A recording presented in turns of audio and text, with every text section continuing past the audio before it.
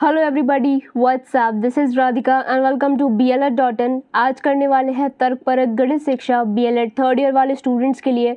Topic में discuss करेंगे पियाजे का सिद्धांत, जो कि लॉन्ग और शॉर्ट दोनों ही क्वेश्चंस में आपके पूछा जाता है। सारी ही यूनिवर्सिटीज़ के स्टूडेंट्स के लिए ये क्लास इक्वली हेल्पफुल है। अगर आपने और क्लासेस नहीं देखी तो नीचे डिस्क्रिप्शन में लिंक है, आप वहाँ से जाके देख सकते हैं। चलिए बढ़ते हैं हमारी थ्योरी में आगे। उसके पहले अगर आप चैनल पर नए हैं ज़रूर कर लीजिए सब्सक्राइब, घंटी को क्लिक करके ऑल पे ज़रूर दबा दें। सारी वीडियोस की नोटिफिकेशन आपको टाइम पर मिल जाएंगे। आज डिस्कस करने वाले हैं पियाजे का संज्ञानात्मक विकास। बहुत इंपॉर्टेंट है आपके सारी यहाँ पर एग्जामिनेशंस के लिए। जितने भी स्टूडेंट्स के सिलेबस में पियाजे की थ्योरी है तो वो सभी स्टूडेंट्स यहाँ पर देख सकते हैं। अपने फ्रेंड्स के साथ इस वीडियो को फटाफट से शेयर कर दीजिए। हम यहाँ पर बढ़ते हैं आगे, पढ़ेंगे जीन पियाजे के बारे में, वो कौन है और उनकी यहाँ पर क्या संज्ञानात्मक जो उन्होंने थ्योरी दी है उसमें क्या उन्होंने यहाँ पर डिस्क्रिप्शन अपना बताया है।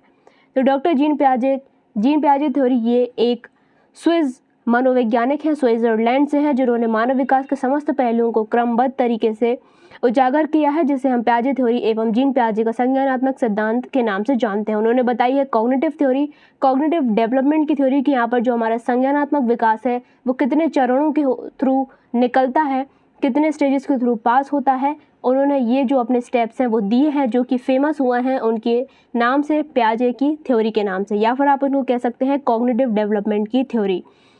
कि बालक का संज्ञानात्मक जो विकास है वो कैसे होता है और उसके क्या क्या यहाँ पर स्तर होते हैं। पूरी ही यहाँ पर जो थ्योरी है वो बेस्ड है आपके कॉग्निटिव डेवलपमेंट के ऊपर। तो चलिए यहाँ पर बढ़ते हैं आगे और उनके बारे में जान लेते हैं। अगर एग्जामिनेशन में ये क्वेश्चन आता है तो सबसे पहले आपको लिखना पड़ेगा थोड़ा सा इंट्रोडक्शन, उसके बाद आप हेडिंग्स डाल के अपना आंसर जो है कंटिन्यू करेंगे। संज्ञानात्मक से उनका जो अभिप्राय है वो क्या है? बौद्धिक विकास, आपकी समझ का डेवलपमेंट, आप कितना समझ सकते हैं चीज़ों को, आपकी बुद्धि का विकास, आप कितना यहाँ पर चीज़ों को सोच पाते हैं, कितना डिसीजन मेकिंग आप कर सकते हैं। तो ओवरऑल बुद्धि का विकास या फिर बौद्धिक विकास के बारे में उन्होंने बात करी है। जीन पियाजे के अनुसार बालक का बौद्धिक विकास क्रमबद्ध तरीके से होता है, जैसे कि उन्होंने 4 स्टेजेस भी दिए हैं जो कि हम आगे डिस्कस करेंगे। पूरा ही जो कॉग्निटिव डेवलपमेंट है उन्होंने उसको 4 जो स्टेजेस हैं उसमें डिवाइड कर रखा है। जैसे बच्चे भूख लगने पर रोते हैं, अर्थात वह अपने भावनात्मक पहलुओं को विभिन्न क्रियाओं से के जरिए व्यक्त करते हैं। वह अपने भावनात्मक पहलुओं को अपने इंद्रियों, आँख, नाक, कान, जीभ, हाथ के माध्यम से प्रकट करते हैं।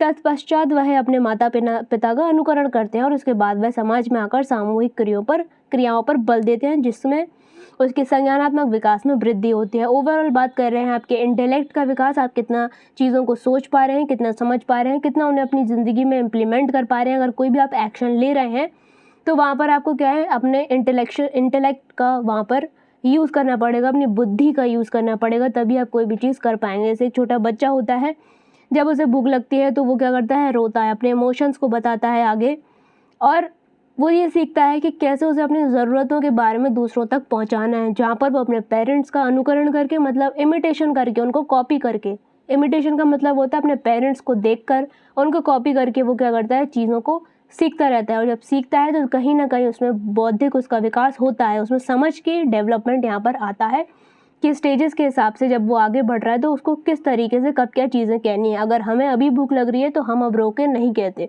तो यही हमारे इंटेलेक्ट का जो विकास है वो चल रहा है।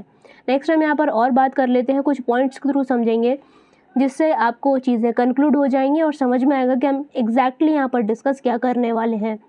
ये जो पॉइंट्स हैं ये भी आपको अपने एग्जामिनेशंस में लिखने हैं।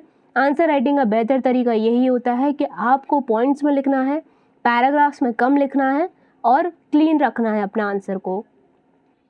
तो उनकी जो कॉग्निटिव थ्योरी है उसको हम कुछ पॉइंट्स के थ्रू यहाँ पर देखने वाले हैं कि सर्वप्रथम संज्ञानात्मक पक्ष का क्रमबद्ध व वैज्ञानिक अध्ययन, जो स्विट्जरलैंड के आपके प्रसिद्ध मनोवैज्ञानिक हैं जीन पियाजे, उनके द्वारा ही सबसे पहले किया गया था।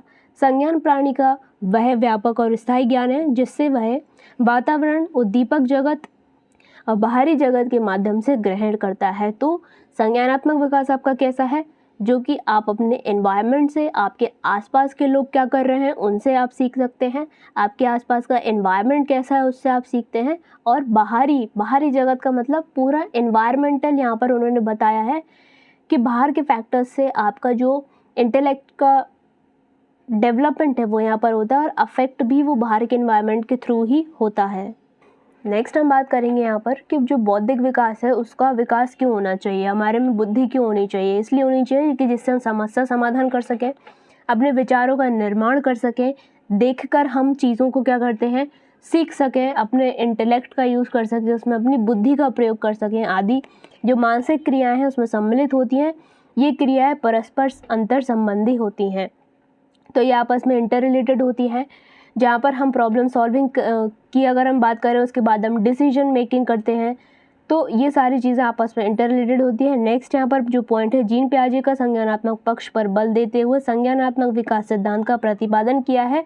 इसलिए जीन पियाजे को विकासात्मक मनोविज्ञान का जनक कहा गया है।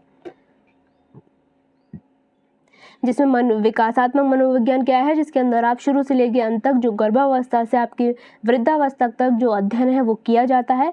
संज्ञान विकास प्रारंभ होता है कहाँ से, गर्भावस्था से बिल्कुल होता है। संज्ञान विकास शैशवावस्था से प्रारंभ होकर जीवन पर्यंत चलने वाला है। मतलब छोटी अवस्था से, इन्फेंसी से लेकर आपका कहाँ तक चलता है, एंड ओल्ड एज तक आपको चलता रहता है। जीन पियाजे का संज्ञानात्मक विकास के सिद्धांत को बहुत सारी वो जो है अवस्थाओं में उसमें समझाया गया है, मतलब स्टेजेस में समझाया गया है। बहुत सारी क्या 4 स्टेजेस होती हैं, आप सभी उसका नाम लिखकर बताएंगे नीचे। यहाँ पर उनके कुछ प्रत्यय के बारे में बात करेंगे, कुछ फैक्ट्स के बारे में बात करेंगे जो कि उन्होंने अपनी थ्योरी में यहाँ पर यूज़ किया है, कि कुछ की पॉइंट्स हैं यहाँ पर जो उन्होंने बताए हैं कि किस तरीके से हम समाज में अपना एडजस्टमेंट बिठा सकते हैं, या फिर किस तरीके से हम अपने माइंड को मैच्योरिटी की तरफ लेकर जा सकते हैं। जो हमारा संज्ञानात्मक विकास है वो धीमे धीमे किन चीज़ों से ऊपर बढ़ेगा और आगे बढ़ेगा और इसमें सुधार आने लगेगा। तो अनुकूलन, कस्टमाइजेशन की अगर हम बात करते हैं तो इसका मतलब होता है कि समाज का वातावरण देखते हुए उसमें हम खुद को ढालने के लिए अपना व्यवहार में क्या करते हैं, परिवर्तन लाते हैं। आपने देखा होगा कि अपने पेरेंट्स जो है वो हमको मॉरल वैल्यू सिखाते हैं, इसी को हम एथिक्स भी कहते हैं, कि हमें ये पता होना चाहिए कि हमें कैसे खाना है, कैसे बैठना है, कैसे अपने आसपास के लोगों से बात करनी है। अगर हम, आप ये कह सकते हैं कि हम अगर जंगल से आए हुए प्राणी बन जाएं तो क्या हम समाज में अपना जो सामंजस्य है वो बिठा पाएंगे, या फिर उसमें हम अपने इंटेलेक्ट का किसी भी तरीके से विकास कर पाएंगे, नहीं कर पाएंगे। उसमें घाटा किसको, उसमें घाटा हमको ही है, क्योंकि हम समाज के हिसाब से नहीं चल पा रहे, क्योंकि रिक्वायरमेंट ही यही है। जो ह्यूमन है वो क्या है, एक सोशल बीइंग है, और हमको यहाँ पर एडजस्टमेंट बिठाना पड़ेगा। तो धीमे धीमे हम लोगों को सीख कर उन्हीं के जैसे हो जाते हैं और सोसाइटी में रहना सीख जाते हैं। तो जब वो सीख रहे हैं ना, जो शब्द है सीखना, उसमें क्या है, मतलब हमारा डेवलपमेंट हो रहा है, कुछ एक स्टेप हम आगे बढ़ रहे हैं और चीज़ों को समझ रहे हैं। और जब चीज़ों को हम समझ रहे हैं तो हमारा क्या हो रहा है, इंटेलेक्चुअल का विकास हो रहा है, हमारी बुद्धि का विकास हो रहा है, संज्ञानात्मक हमारा विकास यहाँ पर हो रहा है, जिससे उस समाज में क्या हो, हम रहने के लिए मदद हमको मिल सके। अर्थात किसी समूह को अपनाने के लिए, उनके विचारों को अपनाने के लिए अपने विचार का त्याग करना, जिससे उस समूह को ज्वाइन कर सकें या उनमें ज्वाइन करने में हम सहायक बन सकें। तो जैसे उदाहरण है, जैसा देश वैसा भेष, मतलब सही बात है। जो सोसाइटी में हम रहते हैं, हमारे पेरेंट्स भी उस सोसाइटी से इन्फ्लुएंस होकर आएंगे और आगे भी हम वैसे ही जनरेशन को लेकर जाएंगे और समय के साथ उसे अपग्रेड करते रहेंगे। ऐसा नहीं है यहाँ पर कि हमें अपग्रेड नहीं करना, अपग्रेड हमें करना है, लेकिन रहना हमें सोसाइटी में है तो कुछ नॉर्म्स, जो मॉरल वैल्यूज़ हैं वो तो हमेशा सेम रहते ही हैं।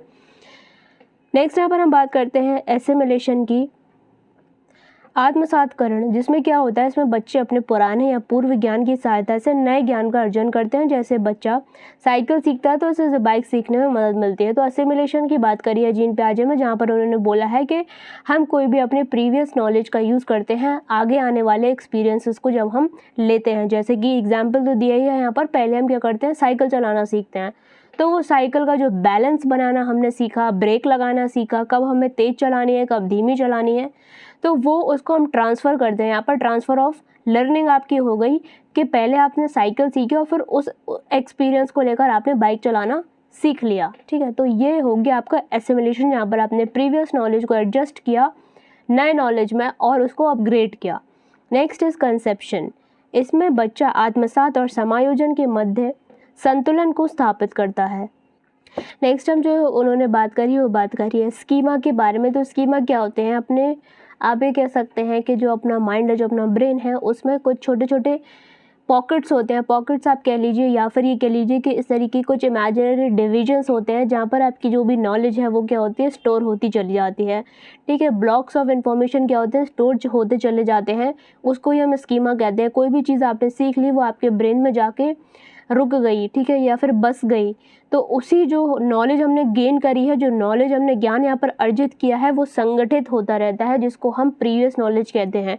आपने कोई चीज़ सीख ली, वो आपके माइंड में बैठ गई और जब ज़रूरत पड़ी तो आपने उसको रिकॉल कर लिया, तो उसको हमने बोला यहाँ पर स्कीमा। नेक्स्ट है संज्ञानात्मक संरचना, जो कि कॉग्निटिव स्ट्रक्चर है। क्या बोला उन्होंने कि 4 अवस्थाओं का समूह, संवेदी अवस्था, पूर्व संक्रियात्मक, मूर्त संक्रियात्मक और औपचारिक संक्रियात्मक अवस्था, ये 4 स्टेजेस है जिसके थ्रू पूरा उन्होंने जो इंटेलेक्ट का डेवलपमेंट है, इंटेलेक्चुअल डेवलपमेंट है, आपका संज्ञानात्मक विकास है, वो उन्होंने यहाँ पर बताया है। मेंटल ऑपरेशन, मानसिक संक्रिया, जहाँ पर वो क्या कहते हैं, इसमें बच्चे खुद किसी समस्या का समाधान करने के लिए स्वयं चिंतन करता है, उस समस्या के समाधान के बारे में सोचता है, इससे संबंधित जानकारी एकत्रित करता है जिससे उस समस्या का समाधान हो सके, इसके लिए वह अनेकों प्रयत्न करता है। मेंटल ऑपरेशंस करता है बच्चा, उससे क्या होता है, उसका संज्ञानात्मक विकास होता है। कैसे होता है कि अगर किसी भी प्रॉब्लम आपको दिखाई दे रही है आपके सामने, तो आप क्या करेंगे, उसके बारे में सोचेंगे, चिंतन करेंगे कि आखिर समस्या क्या है, उसका आप समाधान निकालने की कोशिश करेंगे कि अगर कोई प्रॉब्लम आपको आ गई है तो किस तरीके से आप उसका सल्यूशन निकालेंगे। यहाँ पर आप डिसीजन मेकिंग की जो प्रोसेस है उसकी तरफ बढ़ रहे हैं और एट द एंड आप उसका कंक्लूजन निकालेंगे। तो इस पूरी प्रोसेस में आपकी बुद्धि का प्रयोग हुआ। जहाँ पर बुद्धि का प्रयोग कर रहे हैं तो थिंकिंग स्किल्स आपकी बेहतर हो रही है, उसमें आप डिसीजन मेकिंग, प्रॉब्लम सॉल्विंग, इन सारी चीज़ों को ही बहुत ही बेहतर बना रहे हैं। तो इससे क्या हो रहा है, आपका संज्ञानात्मक विकास और बेहतर हो रहा है। विकेंद्रीकरण होता है आपका, डिसेंट्रलाइजेशन। ये क्या होता है कि इसमें बच्चे वास्तविकता का चिंतन करते हैं। जैसे बच्चे को कोई खिलौना दिया जाता है तो वह सोचता है कि ये कैसे बना होगा और उसका उपयोग कैसे होता है, कई प्रश्नों के उत्तर प्राप्त करने का प्रयत्न करता है। तो आपने देखा होगा कि जो छोटे बच्चे होते हैं, हमेशा आपने उनको देखा होगा कि बहुत ज़्यादा क्यूरियस होते हैं, अपने क्वेश्चंस बहुत ज़्यादा वो पूछते हैं कि ये कैसे है, वो कैसे है। तो इससे ये जो चीज़ें हैं ना, इसके थ्रू ही ये स्टेजेस हर बच्चे के थ्रू निकलती हैं। ठीक है, इसका मतलब ये है कि कोई भी बच्चा है इस दुनिया में तो वो इन स्टेजेस के थ्रू निकलेगा और इन्हीं स्टेजेस के थ्रू सबके अंदर इंटेलेक्ट का डेवलपमेंट होगा, इंटेलेक्चुअल डेवलपमेंट उसका होगा। जहाँ पर वो बहुत सारे क्वेश्चंस अगर पूछ रहा है तो उसकी थिंकिंग स्किल्स बढ़ रही हैं कि कोई भी चीज़ कैसे हो गई और उसका वो सल्यूशन निकालने की यहाँ पर कोशिश करता है। तो उससे क्या होगा, उसका संज्ञानात्मक विकास बेहतर होगा। तो ये जो कुछ पॉइंट्स थे उन्होंने बताए हैं जीन पियाजे ने, जिससे कि जो संज्ञानात्मक विकास की स्टेजेस की तरफ अब हम बढ़ रहे हैं तो हम समझ सकें कि बेस क्या है। इन पॉइंट्स के थ्रू वो समझाना चाह रहे हैं कि कैसी कैसी चीज़ें होती हैं जो वो स्टेजेस के थ्रू हमारे अंदर बैठती चली जाती हैं और क्या क्या चीज़ें बच्चे को आ जाती हैं। सॉरी, थोड़ा सा गला यहाँ पर है disturb, so really sorry for this. तो ये थे यहाँ पर कुछ आपके मेन पॉइंट्स। कल हम यहाँ पर डिस्कस करने वाले हैं उनकी जो आगे की स्टेजेस हैं। अगर देखिए आपका लॉन्ग क्वेश्चन आता है तो आपको ये वाला जो लेक्चर है और ये जो नेक्स्ट लेक्चर है 3.8, आपको दोनों को ही मिलाकर एक लॉन्ग आंसर लिख देना है। अगर आपसे शॉर्ट में जीन पियाजे के बारे में कुछ भी पूछा जाता है तो सबसे पहले आप उनका इंट्रोडक्शन दे देंगे। जो शुरू में हमने कुछ पॉइंट्स डिस्कस करे थे आपको उनके पॉइंट्स के बारे में बता देंगे और ऐसे ही एक कंक्लूजन बिठा देंगे। तो 2 पेजेस का आपका आंसर यहाँ पर बन जाएगा शॉर्ट, और आज की और कल की क्लास में लाके आपका बन जाएगा एक लॉन्ग आंसर। तो वीडियो हेल्पफुल लग रहा हो तो उसको अपने फ्रेंड्स के साथ शेयर कर दीजिए, लाइक करके ज़रूर जाना। कमेंट्स में बताइए आप फटाफट कि आपको नेक्स्ट जो वीडियो है वो किस टॉपिक पर चाहिए, किस सब्जेक्ट पर चाहिए। उसी सब्जेक्ट और टॉपिक पर वीडियो आपके लिए स्पेशल डिमांड पर लेकर आया जाएगा। So this was the video, इसको ज़रूर लाइक करें। मिलता है नेक्स्ट वीडियो में। Till then take care and all the best, bye bye.